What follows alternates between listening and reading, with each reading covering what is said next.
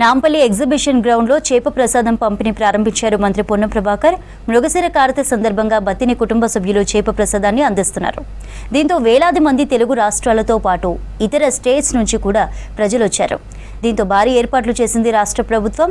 1000 మంది పోలీసులతో భద్రత కల్పించారు. ఈ చేప మందుతో ఆస్తమా రోగం తగ్గుతోందన్నారు పిసిసి చీఫ్ మహేష్ కుమార్ గౌడ్.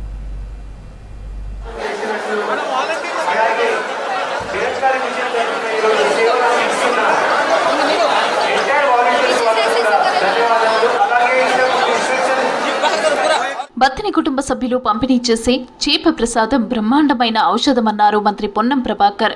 సహజమైన ఔషధాలతో కూడిన ఈ మందుకు ఎంతో ప్రాముఖ్యత ఉందన్నారు. నాంపల్లి ఎగ్జిబిషన్ గ్రౌండ్స్ లో మృగశిర కార్తె సందర్భంగా బత్తిన సోదరులు చేప ప్రసాదం పంపిణీని ప్రారంభించారని తెలిపారు మంత్రి పొన్నం ప్రభాకర్.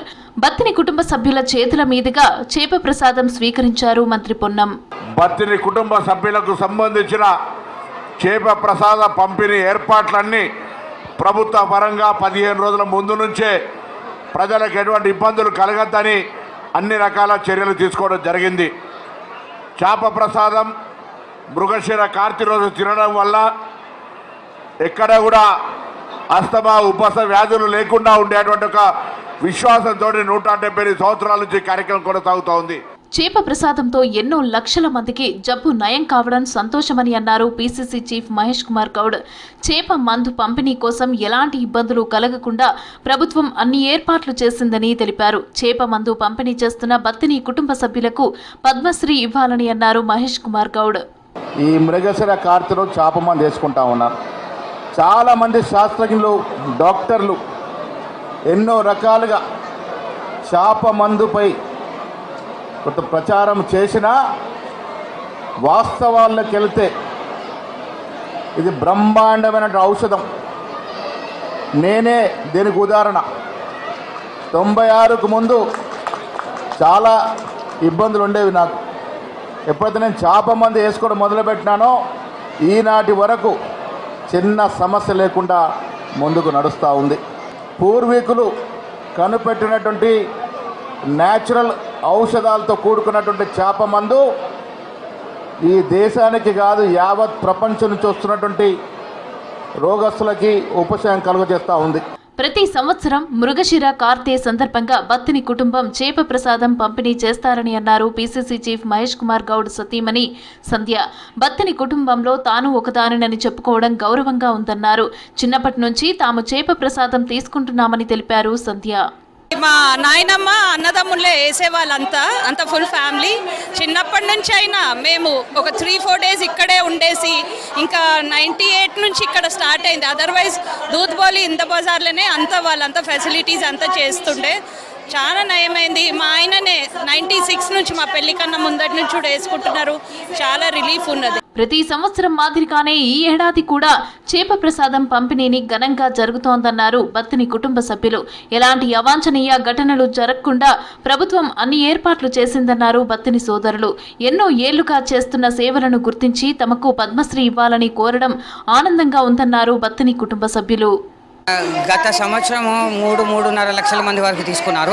ఈసారి ఇంకా మేము కొద్దిగా ఎక్కువనే, అంటే 4-4.5 వరకు అని మేము ఎక్స్పెక్ట్ చేసాం. దాని ప్రకారంగా మేము ప్రిపేర్ అయ్యి ఉన్నాము. ఎంతమంది వచ్చినా అని అందరిలో చర్యలు తీసుకున్నాము. మేము అంతా ప్రిపేర్ అయ్యి వచ్చాము. అయినా కానీ ఏమైనా ఇబ్బంది అయినా కానీ మాకు ఒక ½ అన్ అవర్ అట్లా టైం దొరికితే మేము అది కవర్ చేసుకుంటాము. తెలంగాణ పండుగ మృగశిర కార్తె అంటే తెలంగాణ పండుగ. ఇది గవర్నమెంట్, ఈ గవర్నమెంట్, ఆ గవర్నమెంట్ ఏం లేదు. పాత గవర్నమెంట్ కూడా మాకు మంచిగా ఇది ప్రజలకి చేస్తుంది. మన బత్తిని ఫ్యామిలీ కాదు, ఇది ప్రజలకి ఒక సేవ. అంటే నాంపల్లి ఎగ్జిబిషన్ గ్రౌండ్స్ లో చేప ప్రసాదం పంపిణీ కొనసాగుతోంది. చేప ప్రసాదం తీసుకోవడానికి భారీగా జనం తరలివచ్చారు. ఇప్పటికే 1,00,000కు పైగా చేప పిల్లలను అందుబాటులో ఉంచింది ఫిషరీస్ డిపార్ట్మెంట్.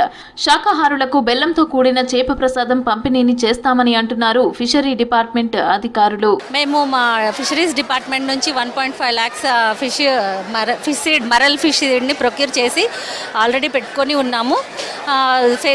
ఫేజ్ మేనర్గా వచ్చిన వాళ్ళందరికీ పర్సన్కి ఒక సీడ్ ఇచ్చి పంపిస్తున్నాము. ఈచ్ వచ్చి కాస్ట్ కూడా వచ్చి 40 రూపీస్ ఒక మరల్ సీడ్ వచ్చేసి మంచిగా చేస్తున్నామని అనుకుంటున్నాము. నాంపల్లి ఎగ్జిబిషన్ గ్రౌండ్స్ లో చేప ప్రసాదం పంపిణీ కొనసాగుతోంది. సమయం గడుస్తున్న కొద్దీ భారీ సంఖ్యలో పబ్లిక్ వస్తున్నారు. అందరికీ చేప ప్రసాదం అందేలాగా ఏర్పాట్లు చేశారు బత్తిని కుటుంబ సభ్యులు. తెలుగు రాష్ట్రాల ప్రజలతో పాటు ఎక్కువగా ఇతర రాష్ట్రాల ప్రజలు కూడా చేప ప్రసాదం కోసం వస్తున్నారు.